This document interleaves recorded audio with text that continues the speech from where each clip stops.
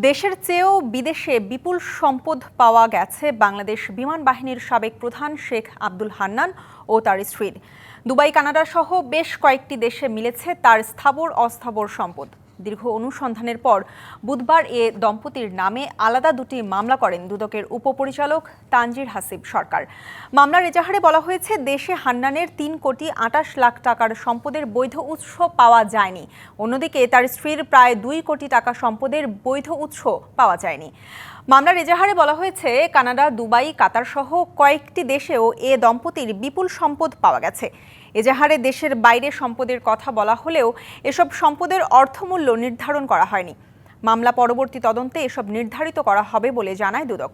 এর আগে গেল মে মাসে অবসরপ্রাপ্ত এই এয়ার মার্শালের কয়েকটি ফ্ল্যাট ও জমি ক্রোকের আদেশ দেয় ঢাকা মহানগর জ্যেষ্ঠ বিশেষ জজ আদালত। একই সঙ্গে তার ৬টি ব্যাংক হিসাব জব্দেরও আদেশ দেওয়া হয়।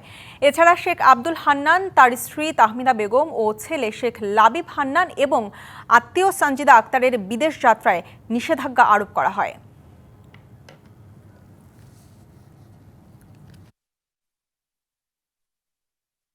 Air chief marshal Sheikh Abdul Hannan, সাবেক বিমান বাহিনী প্রধান, ৩,২৮ লক্ষ টাকারও বেশি মূল্যের সম্পদ অর্জনপূর্বক নিজ দখলে রাখায় ২৭,৬৩ লক্ষ টাকারও বেশি সন্দেহজনক লেনদেন করে উক্ত অর্থ হস্তান্তর, স্থানান্তর, রূপান্তর করার অপরাধ অনুসন্ধানকালে প্রমাণিত হয়েছে। এই কারণে তার বিরুদ্ধে একটি মামলা রুজুর সিদ্ধান্ত গৃহীত হয়েছে। অর্থনীতিবিদ ও জনতা ব্যাংকের সাবেক চেয়ারম্যান আবুল বারাকাতকে ২ দিনের রিমান্ডে নিয়েছে দুদক। রবিবার দুপুরে কেন্দ্রীয় কারাগার থেকে তাকে দুদকের সেগুনবাগিচা কেন্দ্রীয় কার্যালয়ে আনেন তদন্তকারী কর্মকর্তা সহকারী পরিচালক শাহজাহান মিরাজ। এর আগে গেল ২৩শে জুলাই দুদকের আবেদনের পরিপ্রেক্ষিতে ২ দিনের রিমান্ড মঞ্জুর করে সিএমএম আদালত। চলতি বছরের ফেব্রুয়ারিতে জনতা ব্যাংক থেকে এননটেক্সের ঋণের নামে ২৯৭ কোটি টাকার বেশি আত্মসাতের অভিযোগে আবুল বারাকাত, সাবেক গভর্নর আতিউর রহমান সহ ২৩ জনকে আসামি করে মামলা করে দুদক। সেই মামলায় গত ১০ই জুলাই ধানমন্ডির বাসা থেকে ডিবি পুলিশ গ্রেপ্তার করে বারাকাতকে।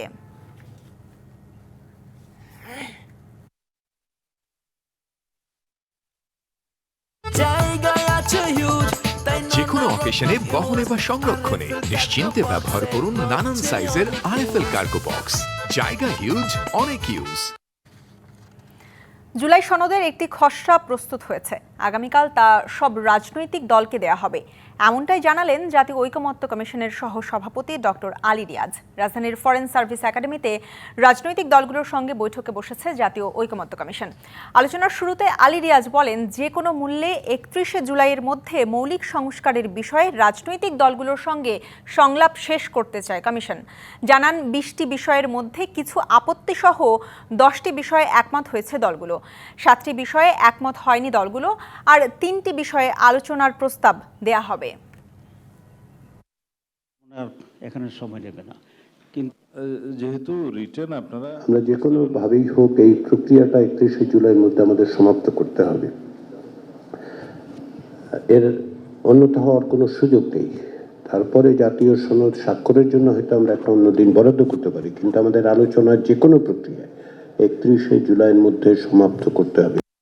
সবাইকে সঙ্গে নিয়ে জাতীয় ঐক্যের মাধ্যমে সব সমস্যা সমাধান করার সুযোগ তৈরি হয়েছে, এমনটাই মনে করেন বিএনপি মহাসচিব।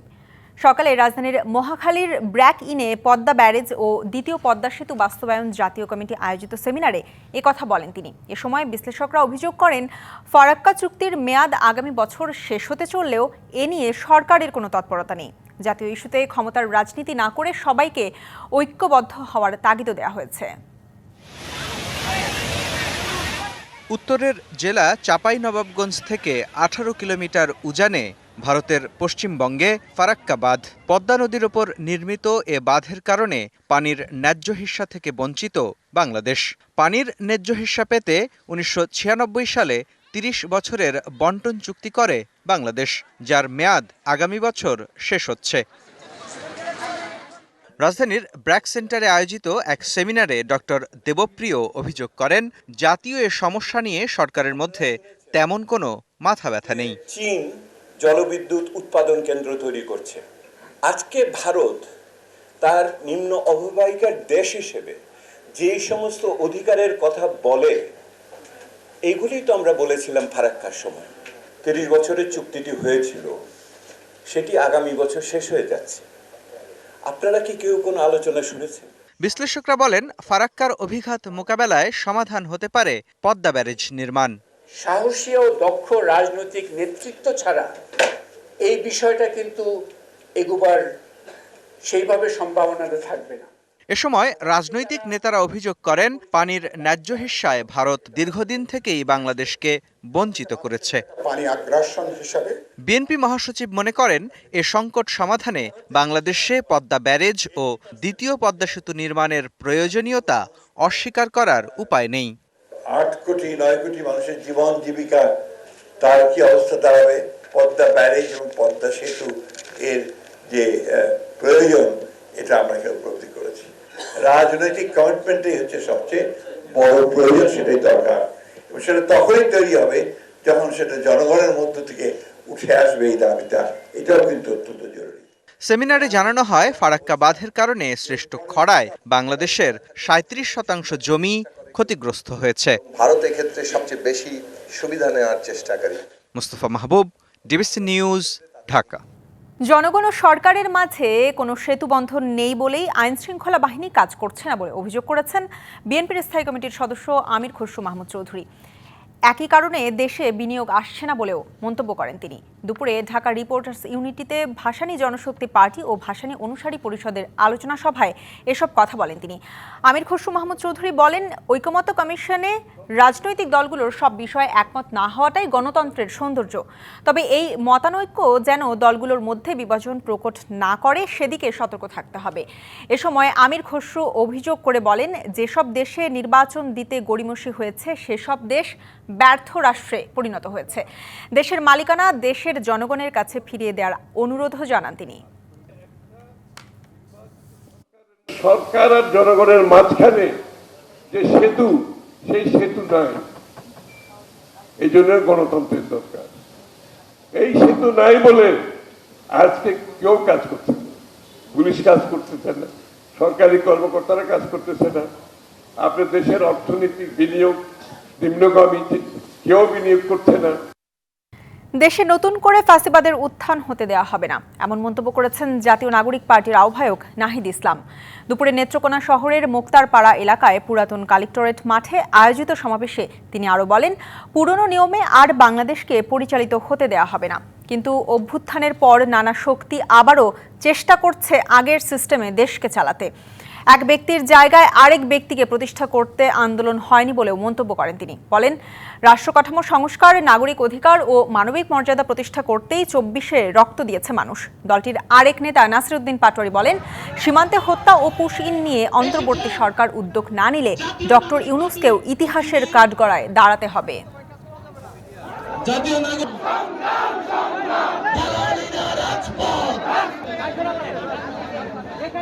নেত্রকোনা মানুষের যে বন্যা দুর্যোগের বেহাল দশা রয়েছে, সেখান থেকে একটা টেকসই সুব্যবস্থা জাতীয় নাগরিক পার্টি করার জন্য কথা বলবে।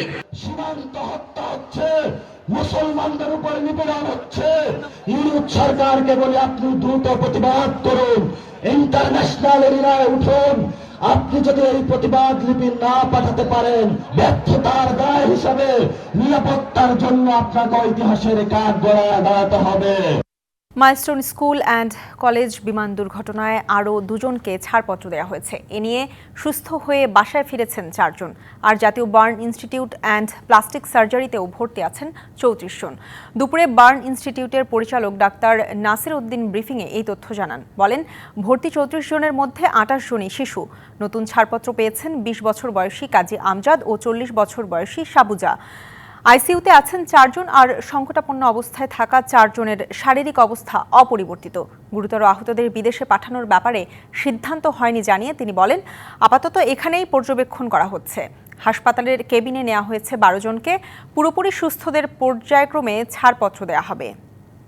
আমরা আজকে 2 জন রোগীকে ডিসচার্জ দিয়েছি। 2 জনই আমরা অ্যাডাল্টের মধ্যে পড়েন। সর্বমোট অ্যাডমিটেড রোগী আছে আমাদের 34 জন।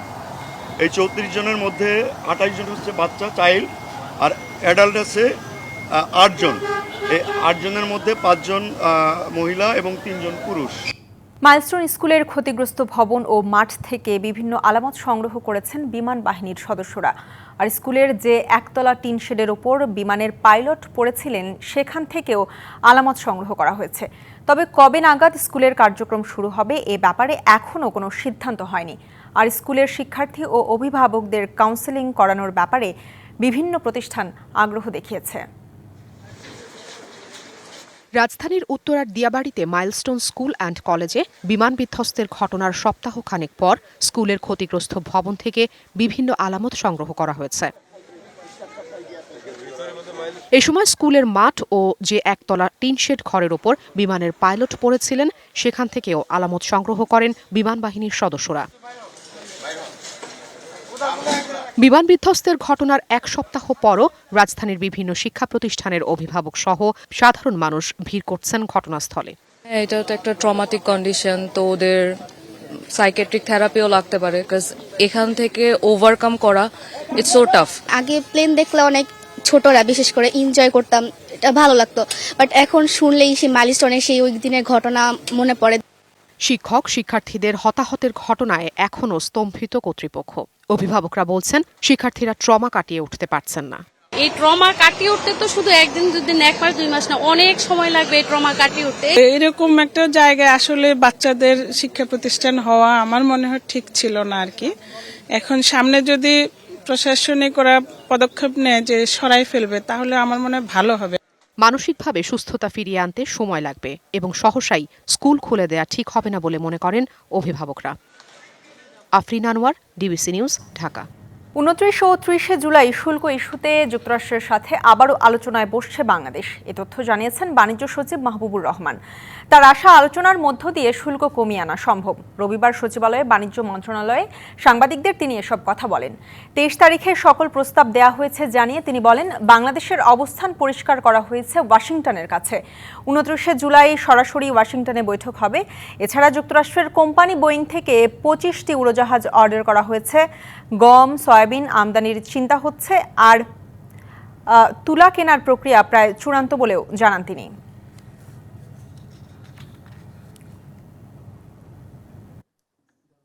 আমরা তাদের সকল খসড়ার জবাবগুলো পাঠিয়েছি, আমাদের অবস্থানগুলো সেখানে লিখে দিয়েছি। এরপরে আমরা তাদের কাছে সময় চেয়েছিলাম, সেই সময় আমাদেরকে তারা দিয়েছে 29-30 তারিখে আমাদের ওয়াশিংটনে বৈঠক হবে ইউএসটিআর এর অফিসে।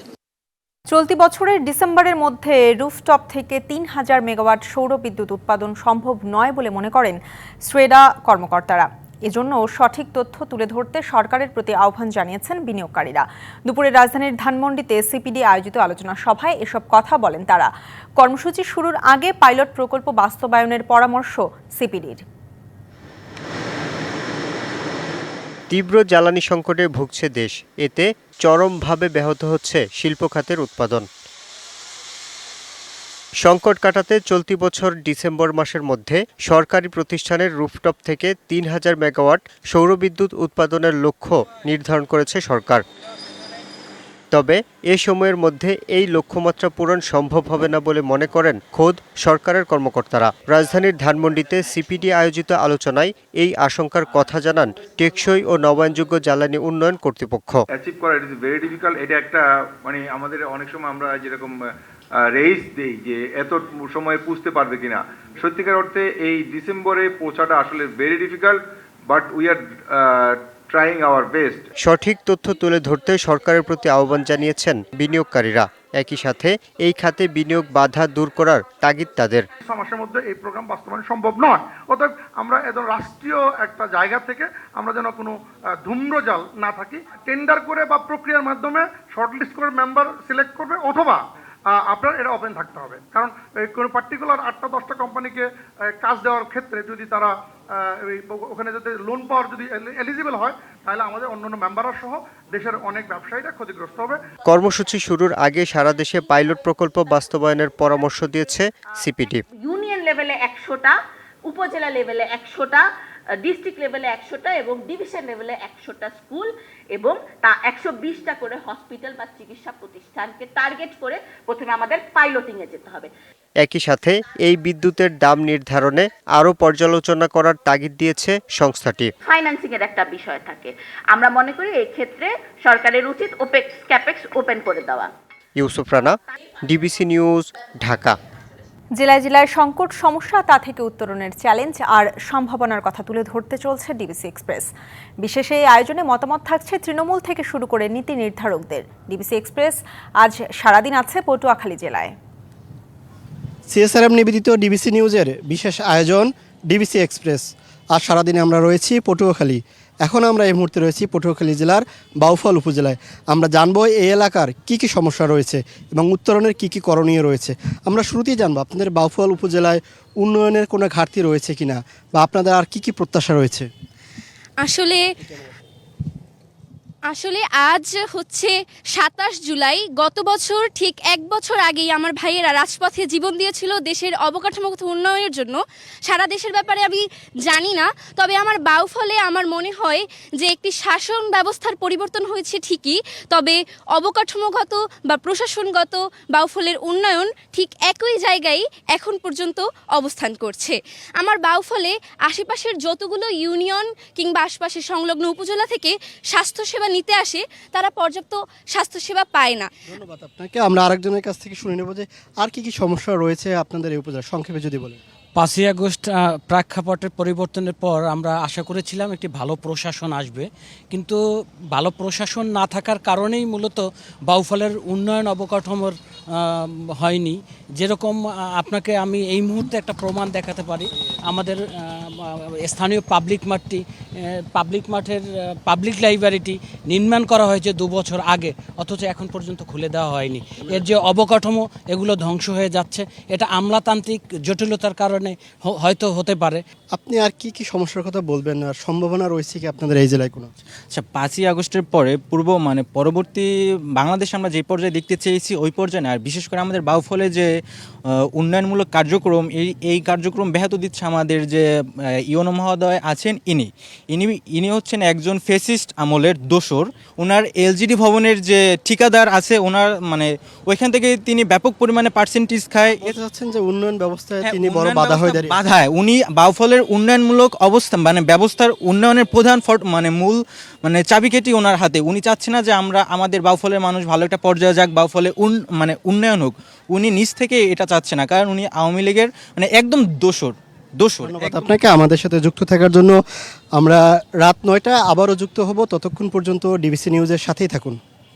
রাজধানীর ফরেন সার্ভিস একাডেমিতে জাতীয় ঐকমত্য কমিশনের সঙ্গে বৈঠকে কথা বলছেন বিএনপির স্থায়ী কমিটির সদস্য সালাউদ্দিন আহমেদ। আমরা সরাসরি চলে যাচ্ছি সেখানে। করতে পারে এবং সেটা তদন্ত হতে পারে যথাযথ প্রক্রিয়ায়, এবং এমনকি বিচার বিভাগীয় তদন্তের বিষয়েও এখানে প্রস্তাব করা আছে। সেই হিসাবে যাতে জনগণ সেই প্রতিকারটা পায় সেই পথটা উন্মুক্ত করা। দ্বিতীয় বিষয়ে রাষ্ট্র পরিচালনার মূলনীতি সংক্রান্ত যে বিষয়টা উত্থাপিত হয়েছিল, এটা আজকে সহ মোটামুটি 4 দিন মতো আলোচনা হয়েছে। রাষ্ট্র পরিচালনার মূলনীতির ক্ষেত্রে কমিশনের যে প্রস্তাব, সেই প্রস্তাবটা আমরা একমত হয়েছি। বিষয়টা এরকম যে রাষ্ট্র পরিচালনার মূলনীতির ক্ষেত্রে স্বাধীনতার ঘোষণাপত্রে উল্লেখিত যে বিষয়গুলো সাম্য, মানবিক মর্যাদা, সামাজিক ন্যায় বিচার, তার সাথে গণতন্ত্র,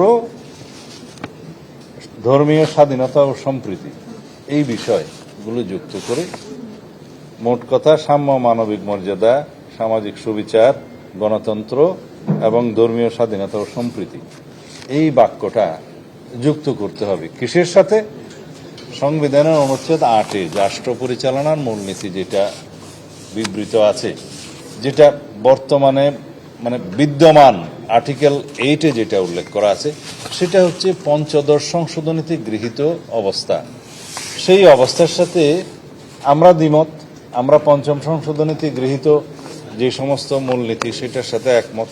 সেখানে মহান আল্লাহর উপর আস্থা এবং বিশ্বাস আছে, সেখানে গণতন্ত্র আছে, জাতীয়তাবাদ আছে, ইত্যাদির সাথে মহান আল্লাহর উপর আস্থা এবং বিশ্বাস, এই কথাগুলো পঞ্চম সংশোধনের পরবর্তীতে গৃহীত হয়েছে, পঞ্চম সংশোধনে গৃহীত হয়েছে। এখানে আমরা একমত, কিন্তু এই বিষয়টা কি নির্ধারিত হবে সেই বিষয়ে যথেষ্ট বিতর্ক আছে। কিছু কিছু রাজনৈতিক দলের প্রস্তাব হচ্ছে যে 72 সংবিধানে যেভাবে ছিল, অর্থাৎ পঞ্চদশ সংশোধনীতে যেটা পুনর্বহাল করা হয়েছে, সেই জায়গায় তারা থাকতে চান এবং তার সাথে এটা যুক্ত করতে চান।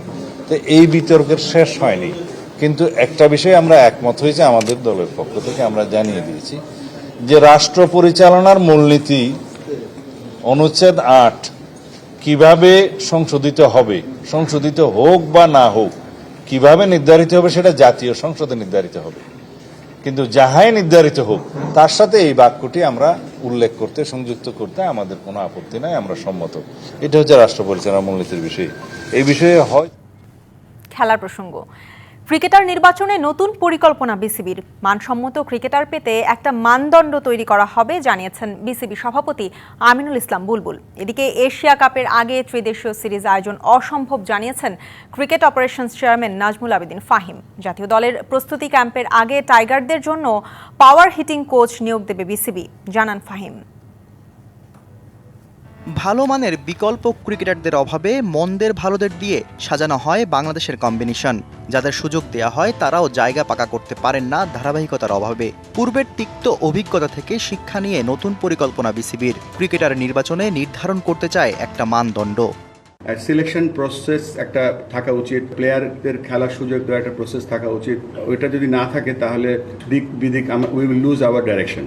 ভারত সফর পেছানোর কারণে আগস্টে টাইগারদের অখণ্ড বিরতি। ফাঁকা সময়ে এশিয়া কাপের প্রস্তুতি হিসাবে সিরিজ আয়োজন করতে চায় বিসিবি। প্রতিপক্ষ হিসাবে নেদারল্যান্ডস কিংবা নেপালের সাথে কথাবার্তা চলছে। ত্রিদেশীয় সিরিজ খেলার কথা থাকলেও আপাতত সে ভাবনা থেকে সরে এসেছে বোর্ড। ট্রাইনেশন করার মতো অবস্থানে এখন বোধহয় কেউ আছে বলে আমার মনে হয় না। আমার মনে হয় যে আমরা হয়তো এই মুহূর্তে কোনো দেশকে হয়তো ইনভাইট করতে পারি। আমরা অলরেডি অ্যাপ্রোচ করেছি, দেখা যাক কোথা থেকে আমরা পজিটিভ রিপ্লাই পাই।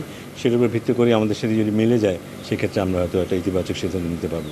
এশিয়া কাপের আগে ব্যাটিংয়ে গুরুত্ব দিচ্ছে বাংলাদেশ। জাতীয় দলের প্রস্তুতি ক্যাম্পের আগে নিয়োগ দিতে চায় পাওয়ার হিটিং কোচ। সেখানে খণ্ডকালীন দায়িত্বে দেখা যেতে পারে জুলিয়ান উডকে। একজন পাওয়ার হিটিং কোচের ব্যাপারে আমরা আগ্রহী। আমরা আশা করছি যে একজন পাওয়ার হিটিং কোচ এই ক্যাম্পে আমাদের সাথে সংযুক্ত থাকবে। এশিয়া কাপে খেলা হবে স্পোর্টিং কন্ডিশনে। মিরপুরের স্লো উইকেটের প্রস্তুতি কতটা কাজে আসবে বাংলাদেশের? বিসিবিও চেষ্টায় আছে দলকে ভালো কন্ডিশনে খেলাতে। অনেক অপশন তো নেই চয়েস করার মতো। সবচেয়ে ভালো হয় আমরা যদি বাইরে, যেখানে কোনো বৃষ্টিপাত হবে না, ভালো একটা উইকেট এবং ভালো একটা দল সেরকম যদি পাই সেটা সবচেয়ে বেস্ট হবে। সেটাই আমরা যে পাবো তার কোনো নিশ্চয়তা নেই। বিশ্বকাপের প্রস্তুতি হিসাবে এশিয়া কাপের পর আফগানিস্তানের বিপক্ষে সিরিজ আয়োজনের চেষ্টা করছে BCB. Shahriar Hossain, DBC news, Dhaka. আন্তর্জাতিক চাপের মুখে গাজায় দিনে 10 ঘন্টা হামলা না চালানোর ঘোষণা দিয়েছে ইসরায়েল। পাশাপাশি মানবিক করিডোর খুলে দিয়েছে দেশটি। এদিকে 24 ঘন্টায় শনিবার ইসরায়েলি হামলায় প্রাণ গেছে 71 ফিলিস্তিনির। তাদের 42 জন ছিলেন ত্রাণের অপেক্ষায়। এছাড়া অনাহারে মৃত্যু হয়েছে 5 ফিলিস্তিনির। গাজায় একই সাথে চলছে ইসরায়েলের সহিংসতা ও মানবিক সংকট। এখন শুধু হামলা নয়, ক্ষুধার জ্বালা সহ্য করতে না পেরেও মরছে নিরীহ মানুষ। এমন পরিস্থিতিতেই এবার গাজার কিছু অংশে প্রতিদিন সকাল 10টা থেকে রাত 8টা পর্যন্ত সামরিক কার্যক্রম বা হামলা বন্ধ রাখার কথা জানিয়েছে ইসরায়েল। এই সিদ্ধান্ত কার্যকর থাকবে গাজা শহরের কিছু অংশ, দেইর আল বালা ও আল মাওয়াসি এলাকায়। জাতিসংঘ ও আন্তর্জাতিক সংস্থাগুলোর সঙ্গে আলোচনা ও সমন্বয়ের মাধ্যমে এ সিদ্ধান্ত নেওয়া হয়েছে বলে জানিয়েছে তেল আবিব। এদিকে যে কোনো দিন যুদ্ধবিরতির চুক্তি হতে পারে বলে মার্কিন গণমাধ্যম ফক্স নিউজকে জানিয়েছেন যুক্তরাষ্ট্রের পররাষ্ট্র সচিব মার্কো রুবিও। চুক্তি হলে এর আওতায় মুক্তি পাবে অন্তত অর্ধেক জিম্মি। এর পরের 60 দিনের মধ্যে বাকি জিম্মিদের মুক্তি দেওয়া হবে বলেও জানান রুবিও।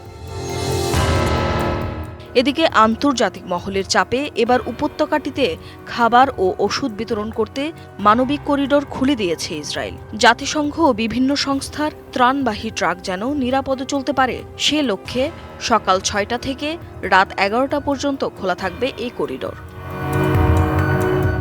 এর আগে শনিবার গাজা উপত্যকায় আকাশ থেকেও ত্রাণ ফেলেছে ইসরায়েল। উপত্যকাটিতে ত্রাণ প্রবেশের প্রচেষ্টার অংশ হিসেবে তারা এই উদ্যোগ নিয়েছে বলে জানিয়েছিল ইসরায়েলি সেনাবাহিনী। তবে এই কর্মকাণ্ডকে বিভ্রান্তিকর বলে আখ্যা দিয়েছে আন্তর্জাতিক ত্রাণ সংস্থা এবং মানবাধিকার সংগঠনগুলো। অন্যদিকে একই দিনে অবরুদ্ধ গাজাবাসীর জন্য ত্রাণ সামগ্রী নিয়ে যাওয়া আন্তর্জাতিক সংস্থা ফ্রিডম ফ্লোটিলা কোয়ালিশনের জাহাজ হান্দালাকে বাধা দেয় ইসরায়েলি বাহিনী। নেতানিয়াহু বাহিনী জাহাজটির আরোহীদের অপহরণ করেছে বলেও অভিযোগ সংস্থাটির। ত্রাণবাহী জাহাজটিকে বাধা দেয়ায় ইসরায়েলের তীব্র নিন্দা জানিয়েছে ফিলিস্তিনি স্বাধীনতাকামী সশস্ত্র সংগঠন হামাস। এ ঘটনাকে জলদস্যুতা হিসেবে উল্লেখ করে এজন্য নিন্দা জানাতে জাতিসংঘের প্রতি আহ্বান জানিয়েছে গোষ্ঠীটি। Tumpa Tarafdar, DBC news desk. যেখানেই যুদ্ধের আঁচ সেখানেই শান্তির দূত হয়ে হাজির মার্কিন প্রেসিডেন্ট ডোনাল্ড ট্রাম্প। হোক সে ভারত পাকিস্তান বা ইরান ইসরায়েল যুদ্ধ, 4 দিন ধরে চলা থাইল্যান্ড কম্বোডিয়া সীমান্ত সংঘর্ষেও শান্তির বার্তা নিয়ে হাজির হয়েছেন মার্কিন প্রেসিডেন্ট। তার হস্তক্ষেপে শেষ পর্যন্ত যুদ্ধবিরতি আলোচনায় রাজি থাইল্যান্ড কম্বোডিয়া। থাইল্যান্ড কম্বোডিয়ার বিরোধপূর্ণ সীমান্তের প্রিয়াহ বিহার মন্দির ঘিরে 4 দিন ধরে চলছে সংঘর্ষ। সংঘাতে 33 জনের মৃত্যুর পর এলো ট্রাম্পের ঘোষণা, থাইল্যান্ড ও কম্বোডিয়া যুদ্ধবিরতি ও শান্তির জন্য প্রস্তুত। স্কটল্যান্ড সফরে রয়েছেন ট্রাম্প। সেখানে থাইল্যান্ড ও কম্বোডিয়ার প্রধানমন্ত্রীর সঙ্গে ফোনে কথা বলেন তিনি। পরে নিজের সামাজিক মাধ্যম ট্রুথ সোশ্যালে ট্রাম্প জানান, যুদ্ধবিরতি কার্যকরে শিগগিরই আলোচনায় বসতে সম্মত থাইল্যান্ড ও কম্বোডিয়া। ট্রাম্প জানান, থাইল্যান্ড শান্তি চায়। কম্বোডিয়ার কাছে সেই বার্তা পৌঁছে দেন তিনি। থাইল্যান্ডের ভারপ্রাপ্ত প্রধানমন্ত্রী ফুমথাম ওয়েচায়াচাইও ট্রাম্পকে বলেন, যুদ্ধবিরতি প্রস্তাবে সম্মত থাকলেও কম্বোডিয়ার পক্ষ থেকে আন্তরিকতা দেখতে চান। তবে থাইল্যান্ড কম্বোডিয়াকে আলোচনার টেবিলে বসাতে রাজি করার পেছনে ট্রাম্পের তুরুপের তাস হয়ে ওঠে মার্কিন শুল্ক ইস্যু। যতদিন না থাইল্যান্ড কম্বোডিয়া যুদ্ধ বন্ধ করছে ততদিন হোয়াইট হাউস দুই দেশের সাথে কোনো বাণিজ্য আলোচনা করবে না বলে জানিয়ে দেন ট্রাম্প। এদিকে ট্রাম্পের এই ঘোষণার পরও রবিবার ভোরে বিরোধপূর্ণ সীমান্তে পাল্টাপাল্টি গোলাবর্ষণ ও হামলার অভিযোগ তুলেছে থাইল্যান্ড কম্বোডিয়া। ফলে ট্রাম্পের কূটনৈতিক হস্তক্ষেপ প্রতিবেশী দুই দেশের সংঘাত থামাতে আদৌ সফল হয় কিনা এখন তাই দেখার বিষয়। সামিয়া জান্নাহ, ডিবিসি নিউজ ডেস্ক। দাবানলের হলকা ছড়িয়ে পড়ছে দেশে দেশে। গ্রিস, তুরস্ক, আলবেনিয়া, কানাডায় ভয়াবহ রূপ নিয়েছে দাবানল। বিপদ ছড়িয়ে পড়ায় সরিয়ে নেওয়া হয়েছে বাসিন্দাদের। সতর্কবার্তা দেওয়া হচ্ছে পরিস্থিতির ভয়াবহতায়। গ্রিসে ভয়াবহ রূপ নিয়েছে দাবানল। রাজধানী এথেন্স সহ ড্রোসোপিজি, ক্রিওনেরি এবং আজিও স্তেফানোসে ছড়িয়ে পড়ছে আগুনের হলকা। পুড়ে গেছে আবাসস্থল, ফসলি জমিসহ বহু বনাঞ্চল। ক্ষতিগ্রস্ত এলাকা থেকে বাসিন্দাদের সরিয়ে নেওয়া হচ্ছে। একসঙ্গে 5টি বড় দাবানল সক্রিয় থাকায় সংকট আরও বেড়েছে। তাপমাত্রা 44 ডিগ্রি সেলসিয়াস পর্যন্ত উঠতে পারে বলে পূর্বাভাস দেওয়া হয়েছে। সপ্তাহ জুড়ে চরম তাপমাত্রার আভাস দেওয়া হয়েছে। দাবানল নিয়ন্ত্রণে ইউরোপীয় ইউনিয়নের সহায়তা চেয়েছে গ্রিস সরকার। ইউরোপের আরেক দেশ আলবেনিয়ার ডুকাতের পাহাড়ি অঞ্চল থেকে ছড়িয়ে পড়া দাবানল এখনও নিয়ন্ত্রণে আসেনি। পুড়ে গেছে শত শত একরের পাহাড়ি জমি, খালি করে দেওয়া হয়েছে সেখানকার বেশ কয়েকটি গ্রাম। আগুন নিয়ন্ত্রণে হেলিকপ্টারের মাধ্যমে ছিটানো হচ্ছে পানি। কয়েকদিন ধরে বনের আগুনে পুড়ছে তুরস্কের আন্তালিয়া প্রদেশ। প্রবল বাতাসের কারণে দ্রুত ছড়িয়ে পড়ছে আগুন। কানাডার বিভিন্ন প্রদেশেও ছড়িয়ে পড়েছে দাবানল। 550টিরও বেশি দাবানল সক্রিয় রয়েছে দেশটির বিভিন্ন এলাকায়। সবচেয়ে বেশি ক্ষতিগ্রস্ত হয়েছে ম্যানিটোবা প্রদেশ। সাসকাচুয়ানেও ভয়াবহ রূপ নিয়েছে দাবানল। ঘরবাড়ির পাশাপাশি এ পর্যন্ত প্রায় 61 লাখ হেক্টর জমি দাবানলে পুড়ে গেছে। মৌসুমী শান্তা, ডিবিসি নিউজ ডেস্ক। ভারতে মন্দিরে পদদলিত হয়ে 6 জন নিহত হয়েছে, আহত হয়েছে অর্ধশতাধিক। রবিবার সকালে উত্তরাঞ্চলীয় রাজ্য উত্তরাখণ্ডের মনসাদেবী মন্দিরে হতাহতের ঘটনা ঘটে। স্থানীয় পুলিশ জানিয়েছে, মন্দিরে বিদ্যুৎ স্পৃষ্ট হওয়ার গুজব ছড়িয়ে পড়লে ভক্তদের মধ্যে আতঙ্ক তৈরি হয়। হুড়োহুড়ি করে মন্দির থেকে বেরিয়ে আসার সময় এ দুর্ঘটনা ঘটে। দুর্ঘটনার পর সামাজিক যোগাযোগ মাধ্যমে ছড়িয়ে পড়া ভিডিওতে হতাহতদের মন্দিরের বিভিন্ন স্থানে পড়ে থাকতে দেখা যায়। আহত ভক্তদের স্থানীয় হাসপাতালে ভর্তি করা হয়েছে। অনেককে দুর্ঘটনাস্থলে প্রাথমিক চিকিৎসা দেওয়া হয়েছে। নিহতদের পরিবারকে 2 লাখ এবং আহতদের 50,000 রুপি অর্থ সহায়তা দেওয়ার ঘোষণা দিয়েছে স্থানীয় সরকার।